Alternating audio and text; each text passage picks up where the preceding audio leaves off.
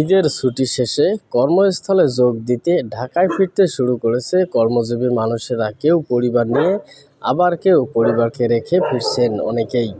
পাশাপাশি ঈদের ছুটিতেও জরুরি পেশায় নিয়োজিত যেসব মানুষ ঢাকায় ছিলেন, তারা এখন প্রিয়জনের সঙ্গে সময় কাটাতে গ্রামে যাচ্ছেন। আজ বিকেলবেলা লালমনিরহাটের হাতীবান্ধা উপজেলায় কেন্দ্রীয় বাস টার্মিনালে দেখা যাচ্ছে ঢাকা ফেরা শ্রমজীবী মানুষের ঢল। নিজের ব্যাগপত্র গুছিয়ে তারা যেন স্বীয় কর্মস্থলে যোগ দিতে ব্যস্ততার সময় পার করছেন।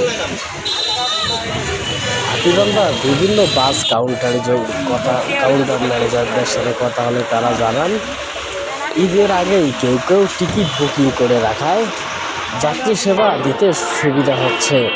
আবার অনেকেই নতুন করে টিকিট চাওয়ায় সেটি দিতে আমরা পারছি না, এমনও কথা বলছেন তারা।